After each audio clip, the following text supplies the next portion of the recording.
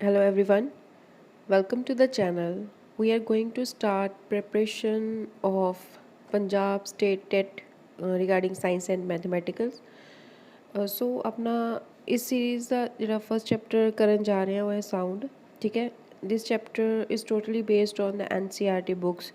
ठीक है, इस ਵੀਡੀਓ ਦੇ ਵਿੱਚ ਆਪਾਂ ਜੋ ਟੌਪਿਕ ਕਵਰ ਕਰਾਂਗੇ ਜਿਵੇਂ ਕਿ definition of sound, how it produced, medium of propagation, ਮਤਲਬ ਸਾਊਂਡ ਕਿੱਦਾਂ ਪ੍ਰੋਡਿਊਸ ਹੁੰਦਾ ਜਾਂ ਹਿਊਮਨ ਬੋਡੀ ਕਿੱਦਾਂ ਸਾਊਂਡ ਨੂੰ ਸੁਣਦੀ ਹੈ।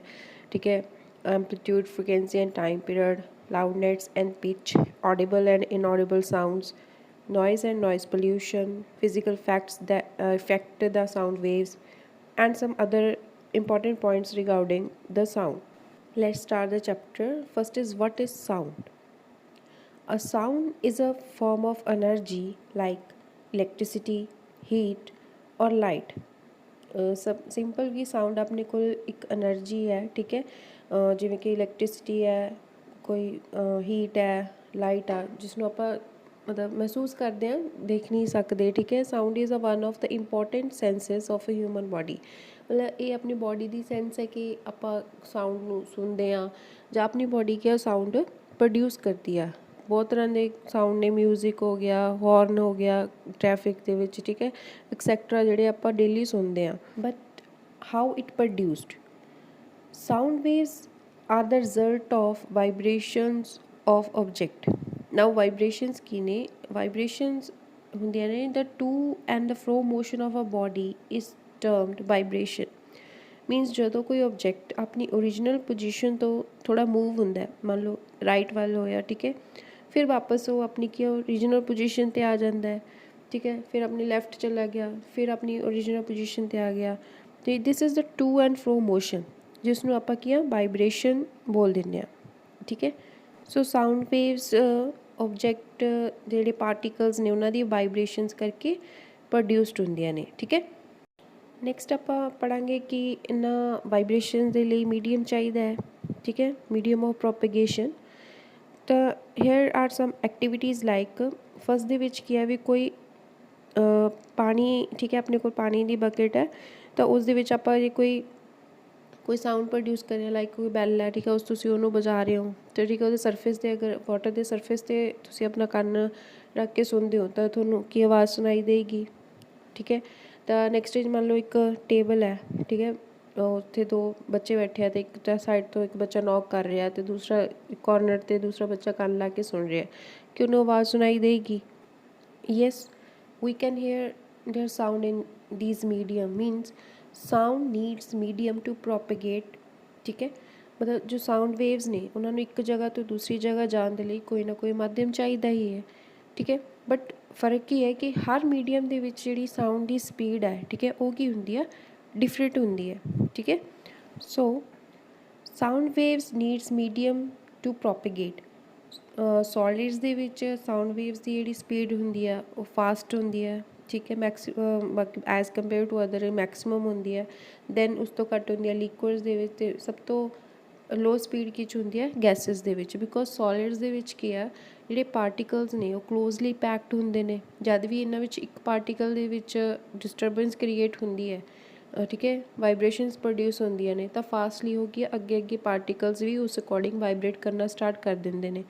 ਅਤੇ ਗੈਸਿਸ ਦੇ ਵਿੱਚ ਸਭ ਤੋਂ ਜ਼ਿਆਦਾ ਘੱਟ ਕਿਉਂ ਹੁੰਦੀ ਆ? ਬਿਕੋਜ਼ ਉਹਨਾਂ ਦੇ ਵਿੱਚ ਜਿਹੜੇ ਪਾਰਟੀਕਲਸ ਨੇ, ਠੀਕ ਹੈ, ਉਹਨਾਂ ਦੇ ਵਿਚਕਾਰ ਜਿਹੜਾ ਗੈਪ ਹੁੰਦਾ ਜ਼ਿਆਦਾ ਹੁੰਦਾ, ਇਸੇ ਕਰਕੇ least speed in this medium. So there are some key points to remember. Speed of sound in air at 0 degree ਹੁੰਦੀ ਹੈ ਆਪਣੇ ਕੋਲ 332 ਮੀਟਰ ਪਰ ਸੈਕਿੰਡ। ਠੀਕ ਹੈ, 20 ਡਿਗਰੀ 'ਤੇ 342 metre per second and 40 degree 'ਤੇ 355 ਮੀਟਰ ਪਰ ਸੈਕਿੰਡ। ਸੋ ਇਹਨਾਂ ਜਿਹੜੇ ਕੀ ਪੁਆਇੰਟਸ ਨੇ, ਠੀਕ ਹੈ, ਇਹਨਾਂ ਦੇ ਵਿੱਚੋਂ ਵੀ ਆਪਣੇ ਕੋਲ MCQs ਬਣ ਸਕਦੇ ਆ, ਤਾਂ ਆਪਾਂ ਨੂੰ ਸਪੀਡ ਮਤਲਬ ਡਿਫਰੈਂਟ ਟੈਂਪਰੇਚਰ 'ਤੇ ਸਾਊਂਡ ਦੀ ਸਪੀਡ ਪੁੱਛ ਸਕਦਾ ਵੀ ਏਅਰ ਦੇ ਵਿੱਚ ਕਿੰਨੀ ਹੁੰਦੀ ਹੈ। So next, sound produced by humans. ਹੁਣ ਜਿਵੇਂ ਆਪਾਂ ਆਪਣਾ ਫੇਸ ਨੂੰ ਥੋੜ੍ਹਾ ਉੱਪਰ ਚੁੱਕ ਕੇ, ਠੀਕ ਹੈ, ਆਪਣੇ ਗਲੇ 'ਤੇ ਹੱਥ ਰੱਖ ਕੇ ਆਪਾਂ ਬੋਲੀਏ ਤਾਂ ਇੱਕ ਜਗ੍ਹਾ 'ਤੇ ਵਾਈਬ੍ਰੇਸ਼ਨ ਜਿਹੀਆਂ ਫੀਲ ਹੁੰਦੀਆਂ ਨੇ। ਠੀਕ ਹੈ, that is our voice box or larynx. ਤਾਂ ਵੋਇਸ ਬਾਕਸ ਕੀ ਹੈ? In human sound is produced by the voice box or the ਲਾਰੈਂਕਸ। ਤਾਂ ਇਹ ਜਿਹੜਾ ਵੋਇਸ ਬਾਕਸ ਹੈ ਇਹ ਕੰਮ ਕਿਵੇਂ ਕਰਦਾ ਹੈ, ਠੀਕ ਹੈ। ਤਾਂ ਇਹਨੂੰ ਸਮਝਣ ਦੇ ਲਈ ਮੰਨ ਲਓ ਆਪਾਂ ਇੱਕ ਐਕਟੀਵਿਟੀ ਦੇ ਥਰੂ ਸਮਝਦੇ ਹਾਂ।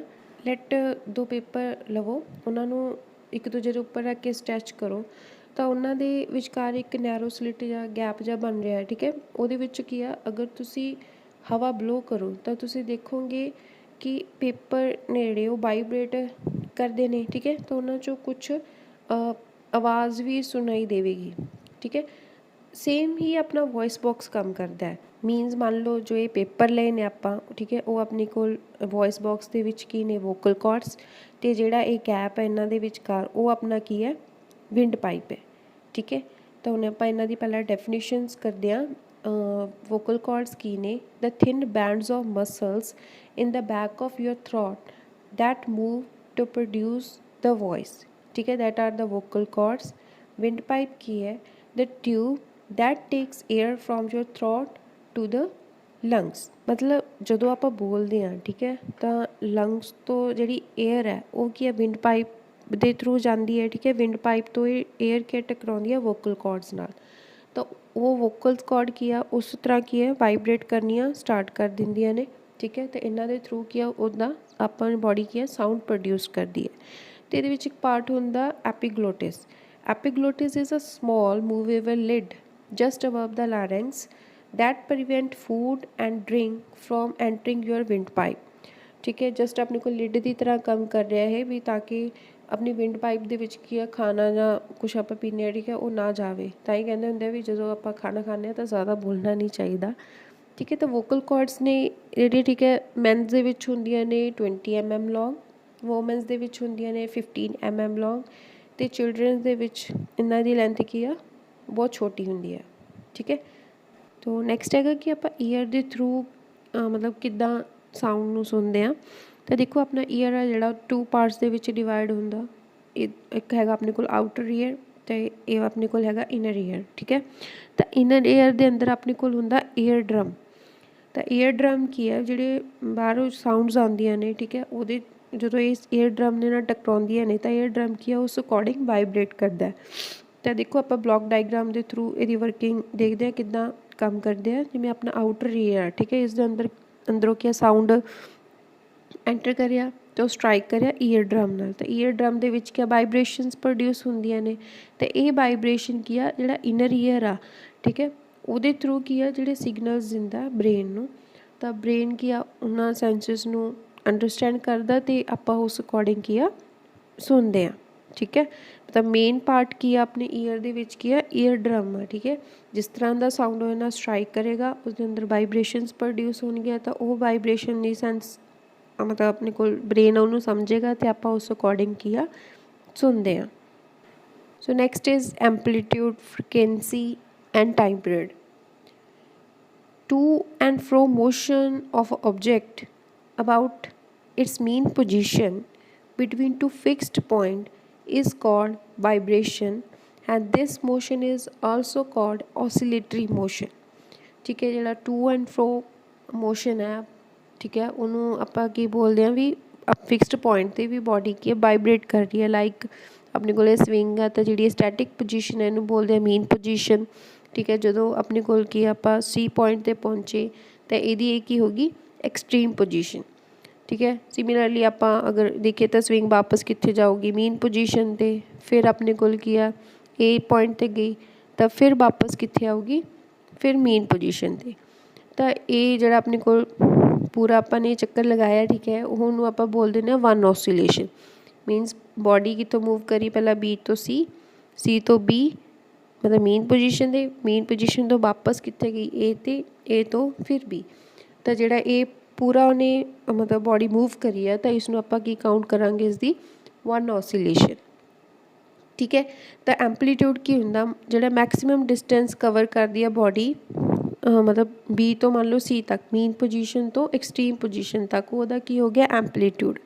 ਸੋ ਐਂਪਲੀਟਿਊਡ ਦੀ ਡੈਫੀਨੇਸ਼ਨ ਹੈ ਆਪਣੇ ਕੋਲ ਕਿ the maximum distance to which a vibrating body moves from its mean position to one extreme position is called its amplitude। Means maximum distance a mean position to one extreme position तक, ठीक है। Next one is frequency. The number of vibrations completed by a vibrating body in 1 second is called frequency.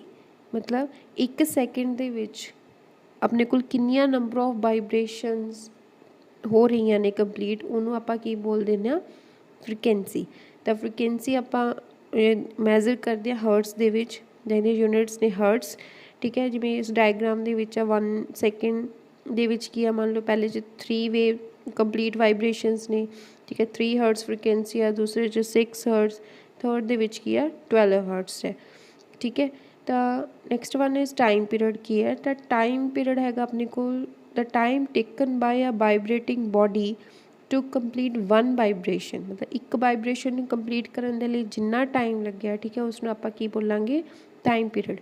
Time period and frequency ਦੇ ਵਿੱਚ ਕੀ relation ਆ ਕਿ ਦੋਨੋਂ ਕੀ ਨੇ, reciprocal ਨੇ। Time period is equal to 1 by frequency, okay. Next ਆਪਾਂ paper point of view 'ਤੇ important ਵੀ ਬੋਲ ਸਕਦੇ ਹਾਂ, ਠੀਕ ਹੈ। ਨੈਕਸਟ ਹੈਗਾ ਆਪਣੇ ਕੋਲ ਲਾਊਡਨੈਸ। ਹੇਅਰ ਡਾਇਗਰਾਮ ਦੇ ਵਿੱਚ ਕੀ ਹੈ, ਜਿਹੜੀ ਫਸਟ ਵਰਡ ਹੈ ਉਹ ਕੀ ਸੌਫਟਲੀ ਇਹ ਬੋਲ ਰਿਹਾ, ਠੀਕ ਹੈ। ਅਤੇ ਸੈਕਿੰਡ ਅਗਰ ਆਪਾਂ ਪੰਜਾਬੀ ਲੈਂਗੁਏਜ 'ਚ ਕਹੀਏ ਤਾਂ ਆਪਣਾ ਕੀ ਗਲਾ ਫਾੜ ਫਾੜ ਕੇ ਉੱਚੀ ਉੱਚੀ ਬੋਲ ਰਿਹਾ, ਠੀਕ ਹੈ। ਅਤੇ ਦੇਖੋ ਜਿਹੜਾ ਫਸਟ ਵਾਲਾ ਹੈ, ਜੇ ਅਗਰ ਵੇਵ ਫਾਰਮ ਦੇ ਵਿੱਚ ਆਪਾਂ ਇਹਨੂੰ ਦੇਖੀਏ ਤਾਂ ਫਸਟ ਦੇ ਵਿੱਚ ਕੀ ਐਂਪਲੀਟਿਊਡ ਕੀ ਹੈ, ਲੋ ਹੈ। ਐਂਪਲੀਟਿਊਡ ਮੀਨਸ ਜਿਹੜੀ ਆਪਣੇ ਕੋਲ ਲਾਈਨ ਆਫ ਪ੍ਰੋਪੇਗੇਸ਼ਨ ਆ ਉਸ ਤੋਂ ਕੀ ਆ ਪੀਕ ਪੁਆਇੰਟ ਤੱਕ ਮੈਕਸੀਮਮ ਡਿਸਟੈਂਸ, ਠੀਕ ਹੈ। ਅਤੇ ਸੈਕਿੰਡ ਦੇ ਵਿੱਚ ਕੀ ਹੈ ਆਪਣੇ ਕੋਲ ਡਾਇਗਰਾਮ ਦੇ ਵਿੱਚ ਐਂਪਲੀਟਿਊਡ ਕੀ ਐਜ਼ ਕੰਪੇਅਰ ਟੂ ਫਸਟ ਕੀ ਆ ਜ਼ਿਆਦਾ ਹੈ। ਮਤਲਬ ਕੀ ਆ ਵੀ ਜਿਹੜੀ ਆਵਾਜ਼ ਹੈ, ਠੀਕ ਹੈ, ਮਤਲਬ ਜ਼ਿਆਦਾ ਲਾਊਡ ਹੋਣ 'ਤੇ ਦੇਖੀਏ ਤਾਂ ਆਪਣੇ ਕੋਲ ਕੀ ਉਹਦਾ ਐਂਪਲੀਟਿਊਡ ਕੀ ਆ ਉਨਾ ਹੀ ਜ਼ਿਆਦਾ ਹੋਊਗਾ। ਤਾਂ ਮੀਨਸ ਜਿਹੜੀ ਲਾਊਡਨੈਸ ਹੈ ਉਹ ਕਿਤੇ ਡਿਪੈਂਡ ਕਰ ਰਹੀ ਹੈ ਐਂਪਲੀਟਿਊਡ 'ਤੇ। ਤਾਂ ਐਂਪਲੀਟਿਊਡ ਔਰ ਲਾਊਡਨੈਸ ਕੀ ਹੈ ਕਿ loudness is directly proportional to the amplitude ਦਾ ਸਕੇਅਰ, ਠੀਕ ਹੈ। ਅਤੇ ਲਾਊਡਨੈਸ ਨੂੰ ਮੈਜ਼ਰ ਕਰਨ ਦੇ ਲਈ ਆਪਾਂ ਕੀ ਯੂਨਿਟ ਯੂਜ਼ ਕਰਦੇ ਹਾਂ, ਡੈਸੀਬਲ, ਠੀਕ ਹੈ। ਪੇਪਰ 'ਚ ਇਹ ਵੀ ਪੁੱਛ ਸਕਦੇ ਆ ਕਿ ਲਾਊਡਨੈਸ ਨੂੰ ਮਤਲਬ ਕਿੱਦਾਂ, ਕਿਹੜੀ ਮਤਲਬ ਉਹਦੇ ਯੂਨਿਟਸ ਕੀ ਨੇ, ਕਿੱਦਾਂ ਮੈਜ਼ਰ ਕਰਦੇ ਹਾਂ, ਜਾਂ ਐਂਪਲੀਟਿਊਡ ਨਾਲ ਉਹਦਾ ਕੀ ਰਿਲੇਸ਼ਨ ਹੈ, ਠੀਕ ਹੈ। ਅਤੇ ਇੱਥੇ ਆਪਣੇ ਕੋਲ ਕੀ ਆ ਕੁਛ ਮਤਲਬ ਕੀ ਪੁਆਇੰਟਸ ਨੇ, ਠੀਕ ਹੈ। ਜਿਵੇਂ ਨੋਰਮਲ ਬਰੀਥਿੰਗ ਆ, ਠੀਕ ਹੈ, ਉਹਦੀ ਜਿਹੜੀ ਲਾਊਡਨੈਸ ਹੁੰਦੀ ਆ 10 ਡੈਸੀਬਲ, ਠੀਕ ਹੈ। ਜਿਹੜੀ ਸੋਫਟ ਵਿਸਪਰ ਜਿਵੇਂ ਆਪਾਂ ਬੋਲ ਦਿੰਦੇ ਹਾਂ ਵੀ ਚੁਗਲੀ ਘੁਸਰ ਮੁਸਰ ਜੀ, ਠੀਕ ਹੈ, ਤਾਂ ਉਹ ਆਪਣੇ ਕੋਲ ਹੁੰਦੀ ਹੈ 30 ਡੈਸੀਬਲ। ਜਿਹੜੀ ਨੋਰਮਲ ਕਨਵਰਸੇਸ਼ਨ ਆ ਉਹ ਆਪਣੇ ਕੋਲ ਹੁੰਦੀ ਹੈ 60 ਡੈਸੀਬਲ। ਬਿਜ਼ੀ ਟਰੈਫਿਕ 70 ਡੈਸੀਬਲ ਔਰ ਐਵਰੇਜ ਫੈਕਟਰੀ 80 ਡੈਸੀਬਲ। ਜਿਹੜੀ 80 ਡੈਸੀਬਲ ਤੋਂ ਅਗਰ ਅਬਵ ਦੀ ਗੱਲ ਕਰੀਏ ਤਾਂ ਫਿਜ਼ੀਕਲੀ ਪੇਨਫੁਲ ਮੰਨੀ ਜਾਂਦੀ ਹੈ। ਨੈਕਸਟ ਹੈਗਾ ਆਪਣੇ ਕੋਲ ਪਿਚ। ਦ ਫ੍ਰੀਕੁਐਂਸੀ ਡਿਟਰਮਾਈਨਸ ਦ ਸ਼੍ਰਿਲਨੈਸ ਔਰ ਪਿਚ ਆਫ ਅ ਸਾਊਂਡ। ਮਤਲਬ ਸਾਊਂਡ ਪਿਚ ਮੀਨਸ ਆਪਾਂ ਕਹਿ ਸਕਦੇ ਹਾਂ ਵੀ ਕੋਈ ਆਵਾਜ਼ ਕਿੰਨੀ ਕੁ ਤਿੱਖੀ ਹੈ, ਠੀਕ ਹੈ, ਹੈਵੀ ਹੈ, ਕਿੱਦਾਂ ਵੀ ਆਪਾਂ ਡਿਫਰੈਂਸ ਕਰਨਾ ਹੋਵੇ ਸਾਊਂਡ ਦਾ, ਠੀਕ ਹੈ, ਉਹ ਆਪਾਂ ਡਿਫਰੈਂਸ ਕਿੱਥੋਂ ਨੋਟ ਕਰਦੇ ਹਾਂ, ਪਿਚ ਤੋਂ, ਠੀਕ ਹੈ। ਤਾਂ ਪਿਚ ਹੈ ਜਿਹੜੀ ਉਹ ਡਾਇਰੈਕਟਲੀ ਆਪਣੇ ਕੋਲ ਡਿਪੈਂਡ ਕਰਦੀ ਹੈ ਫ੍ਰੀਕੁਐਂਸੀ 'ਤੇ। ਅਗਰ ਜਿਹੜੀ ਫ੍ਰੀਕੁਐਂਸੀ ਆਫ ਵਾਈਬ੍ਰੇਸ਼ਨਸ ਨੇ, ਠੀਕ ਹੈ, ਉਹ ਹਾਈ ਹੋਊਗੀ ਤਾਂ ਆਪਾਂ ਕਹਾਂਗੇ ਸਾਊਂਡ ਇਜ਼ ਸ਼੍ਰਿਲ ਔਰ ਹੈਜ਼ ਅ ਹਾਇਰ ਪਿਚ, ਠੀਕ ਹੈ। ਅਗਰ ਫ੍ਰੀਕੁਐਂਸੀ ਲੋ ਹੈ ਤਾਂ ਸਾਊਂਡ ਉਹ ਕੀ ਹੋਊਗਾ, ਲੋਅਰ ਪਿਚ ਦਾ ਹੋਊਗਾ, ਠੀਕ ਹੈ। ਲਾਈਕ ਜਿਵੇਂ ਆਪਾਂ ਕਿਸੇ ਡਰਮ ਨੂੰ ਵਜਾ ਰਹੇ ਹਾਂ ਜਾਂ ਵਿਸਲ ਵਜਾ ਰਹੇ ਹਾਂ ਤਾਂ ਡਰਮ ਦੀ ਕੀ ਹੈ, ਲੋਅਰ ਫ੍ਰੀਕੁਐਂਸੀ ਹੈ, ਮਤਲਬ ਆਵਾਜ਼ ਉਹਦੀ ਕੀ ਹੁੰਦੀ ਹੈ, ਥੋੜ੍ਹੀ ਜਿਹੀ ਭਾਰੀ ਹੁੰਦੀ ਹੈ, ਠੀਕ ਹੈ। ਤਾਂ ਮੀਨਸ ਕੀ ਆ ਲੋਅਰ ਫ੍ਰੀਕੁਐਂਸੀ ਆ ਤਾਂ ਉਹਦੀ ਸ਼੍ਰਿਲਨੈਸ ਉਨੀ ਕੀ ਹੋਊਗੀ, ਘੱਟ ਹੋਏਗੀ, ਠੀਕ ਹੈ। ਜਦੋਂ ਵਿਸਲ ਨੂੰ ਤੁਸੀਂ ਵਜਾ ਰਹੇ ਹੋ, ਠੀਕ ਹੈ, ਉਸ ਟਾਈਮ ਉਹਦੀ ਫ੍ਰੀਕੁਐਂਸੀ ਕੀ ਆ, ਹਾਈ ਹੈ, ਠੀਕ ਹੈ। ਤਾਂ ਆਪਾਂ ਦੇਖਦੇ ਹਾਂ ਵੀ ਉਨਾ ਹੀ ਕਿ ਉਹ ਤਿੱਖੀ ਆਵਾਜ਼ ਹੁੰਦੀ ਹੈ। ਮੀਨਸ ਜਿਹੜੀ ਪਿਚ ਹੈ ਉਹ ਡਾਇਰੈਕਟਲੀ ਪ੍ਰਪੋਰਸ਼ਨਲ ਕਿਹਦੇ ਹੈ, ਫ੍ਰੀਕੁਐਂਸੀ ਦੇ। Next audible and inaudible sounds. ਮਤਲਬ ਕਿਹੜੇ ਸਾਊਂਡਸ ਆਪਾਂ ਸੁਣ ਸਕਦੇ ਹਾਂ ਜਾਂ ਨਹੀਂ ਸੁਣ ਸਕਦੇ, ਠੀਕ ਹੈ। Sounds of frequencies less than about 20 vibration ਪਰ second or we can say 20 hertz cannot be detected by human ear. Such sounds are called inaudible. Means ਜੋ 20 hertz ਤੋਂ ਜਿਨ੍ਹਾਂ ਦੀ ਫ੍ਰੀਕੁਐਂਸੀ ਘੱਟ ਹੈ, ਲੋਅਰ ਫ੍ਰੀਕੁਐਂਸੀ ਸਾਈਡ ਦੇਖੀਏ ਤਾਂ ਉਹ ਆਪਾਂ ਮਤਲਬ ਜੋ ਹਿਊਮਨ ਈਅਰ ਆ ਉਹ ਨਹੀਂ ਸੁਣ ਸਕਦੇ ਉਹਨਾਂ ਸਾਊਂਡਸ ਨੂੰ, ਠੀਕ ਹੈ। On the higher side sounds of frequencies higher than 20,000 vibrations per second or 20 kilohertz are not audible to the human ear. Means ਇਸ ਤੋਂ ਉੱਪਰ ਵਾਲੀਆਂ ਜਿਹੜੀਆਂ ਫ੍ਰੀਕੁਐਂਸੀਜ਼ ਨੇ ਉਹ ਵੀ ਆਪਾਂ ਨਹੀਂ ਸੁਣ ਸਕਦੇ। ਮੀਨਸ जो ह्यूमन ईयर ਦੀ ਰੇਂਜ ਹੈ ऑडिबल फ्रीकुएंसी रेंज वो की है 20 to 20,000 ਹਰਟਸ। ठीक है, इंपॉर्टेंट है। ठीक है, ਤਾਂ ਜਿਹੜੇ ਆਪਣੇ ਕੋਲ ਜਿਵੇਂ ਡੌਗਸ ਹੋ ਗਏ, ਕੁਛ ਐਨੀਮਲਸ ਨੇ, ਠੀਕ ਹੈ, ਜਿਹਨੇ ਕੀ ਆ 20,000 ਹਰਟਸ ਤੋਂ ਵੀ ਉੱਪਰ ਆਪਣੇ ਕੋਲ ਕਿ ਜਿਹੜੀ ਵੋਇਸ ਨੇ, ਠੀਕ ਹੈ, ਸਾਊਂਡਸ ਨੇ ਸੁਣ ਸਕਦੇ ਆ। ਠੀਕ ਹੈ, according to the frequency ranges sound ਆਪਾਂ 3 ਕੈਟਾਗਰੀਜ਼ 'ਚ ਡਿਵਾਈਡ ਕਰਦੇ ਆ। ਫਸਟ ਇਜ਼ ਇਨਫਰਾਸੋਨਿਕ, ਜੇ ਸਾਊਂਡ ਜਿਨ੍ਹਾਂ ਦੀ ਫ੍ਰੀਕੁਐਂਸੀ 20 ਹਰਟਸ ਤੋਂ ਘੱਟ ਹੁੰਦੀ ਹੈ। ਠੀਕ ਹੈ, ਉਹਨਾਂ ਸਾਊਂਡ ਵੇਵਸ ਨੂੰ ਆਪਾਂ ਇਨਫਰਾਸੋਨਿਕਸ ਵੇਵਸ ਬੋਲ ਦਿੰਦੇ ਹਾਂ। ਠੀਕ ਹੈ, ਇਹ ਜਿਹੜੇ ਐਲੀਫੈਂਟਸ ਨੇ ਉਹ ਇਹਨਾਂ ਵੇਵਸ ਨੂੰ ਯੂਜ਼ ਕਰਦੇ ਆ, ਇਨਫਰਾਸੋਨਿਕ ਸਾਊਂਡਸ ਨੂੰ, to interact with herd 100 kilometre away. ਮਤਲਬ ਜਿਹੜਾ ਵੀ ਐਲੀਫੈਂਟਸ ਦਾ ਆਪਣੇ ਝੁੰਡ ਨੇ, ਠੀਕ ਹੈ, ਉਹਨਾਂ ਨਾਲ ਉਹ ਇੰਟਰੈਕਟ ਕਰਨ ਦੇ ਲਈ ਕੀ ਇਨਫਰਾਸੋਨਿਕ ਵੇਵਸ ਯੂਜ਼ ਕਰਦੇ ਆ। Next second is sonic. Sonic ਯਾਨੀ ਕਿ ਜਿਨ੍ਹਾਂ ਵੇਵਸ ਦੀ ਫ੍ਰੀਕੁਐਂਸੀ 20 to 20 ਕਿਲੋ ਹਰਟਸ ਦੇ ਵਿੱਚ ਲਾਈ ਕਰਦੀ ਹੈ। ਠੀਕ ਹੈ, ਇਸ ਰੇਂਜ ਦੇ ਵਿੱਚ ਜਿਹੜੀਆਂ ਸਾਊਂਡ ਵੇਵਸ ਹੁੰਦੀਆਂ ਨੇ ਉਹਨਾਂ ਨੂੰ ਆਪਾਂ ਸੋਨਿਕ ਵੇਵਸ ਬੋਲ ਦਿੰਦੇ ਹਾਂ। Third is ultrasonic. It is the sound with the frequency of more than 20,000 hertz, ਯਾਨੀ ਕਿ ਜਿੰਨਾ ਸਾਊਂਡ ਵੇਵਸ ਦੀ ਫ੍ਰੀਕੁਐਂਸੀ 20 ਕਿਲੋ ਹਰਟਸ ਤੋਂ ਜ਼ਿਆਦਾ ਹੁੰਦੀ ਆ ਉਹਨਾਂ ਨੂੰ ਆਪਾਂ ਬੋਲਦੇ ਹਾਂ ਅਲਟਰਾਸੋਨਿਕ। ਜਿਵੇਂ ਮੈਡੀਕਲ ਐਪਲੀਕੇਸ਼ਨਸ ਨੇ, ਠੀਕ ਹੈ, ਅਲਟਰਾਸਾਊਂਡਸ ਵਗੈਰਾ ਹੁੰਦੇ ਆ, ਉਹਨਾਂ ਵਿੱਚ ਕੀ ਹੈ ਇਹ ਵੇਵਸ ਯੂਜ਼ ਕਰਦੇ ਆ। ਨੈਕਸਟ ਹੈਗਾ ਨੋਇਸ ਐਂਡ ਨੋਇਸ ਪੋਲਿਊਸ਼ਨ। ਸੱਚ ਅਨਪਲੈਜ਼ੈਂਟ ਸਾਊਂਡਸ ਆਰ ਕਾਲਡ ਨੋਇਸ, ਮਤਲਬ ਜੋ ਆਪਾਂ ਨੂੰ ਇਰੀਟੇਟ ਕਰਦੇ ਆ ਸਾਊਂਡ, ਠੀਕ ਹੈ, ਉਹਨਾਂ ਨੂੰ ਆਪਾਂ ਕੀ ਬੋਲ ਦਿੰਦੇ ਹਾਂ noise. presence of excessive or unwanted sounds in the environment is called noise pollution। ਠੀਕ ਹੈ, ਜਿਵੇਂ ਟ੍ਰੈਫਿਕ ਦੇ ਵਿੱਚ ਹੌਰਨ ਦੀ ਆਵਾਜ਼ ਹੋ ਗਈ, ਵਹੀਕਲਸ ਮਸ਼ੀਨਸ ਦੀ ਆਵਾਜ਼, ਲਾਊਡ ਸਪੀਕਰ ਦੀ ਆਵਾਜ਼, ਇਹ ਸਾਰੇ ਆਪਣੇ ਕੋਲ ਕੀ ਇਰੀਟੇਟ ਕਰਦੀਆਂ ਨੇ। ਠੀਕ ਹੈ, ਤਾਂ ਉਹ ਆਵਾਜ਼ਾਂ ਨੂੰ ਮਤਲਬ ਇਨਵਾਇਰਮੈਂਟ ਦੇ ਵਿੱਚ ਅਨਵਾਂਟਡ ਹੀ ਨੇ। ਠੀਕ ਹੈ, ਜੋ ਵੀ ਅਨਵਾਂਟਡ ਇਨਵਾਇਰਮੈਂਟ ਦੇ ਵਿੱਚ ਮਤਲਬ ਸਾਊਂਡਸ ਨੇ ਉਹਨਾਂ ਨੂੰ ਆਪਾਂ ਕੀ ਬੋਲ ਦਿੰਦੇ ਹਾਂ ਨੋਇਸ। ਅਤੇ ਇਸ ਨਾਲ ਜੋ ਪੋਲਿਊਸ਼ਨ ਹੋ ਰਿਹਾ ਉਹਨੂੰ ਆਪਾਂ ਕੀ ਬੋਲ ਦਿੰਦੇ ਹਾਂ ਨੋਇਸ ਪੋਲਿਊਸ਼ਨ। ਨੈਕਸਟ ਹੈ physical factor that affect the sound propagation, ਜਿਹਨਾਂ 'ਚ ਫਸਟ ਹੈਗਾ ਐਟਮੋਸਫੀਅਰਿਕ ਟਰਬੂਲੈਂਸ।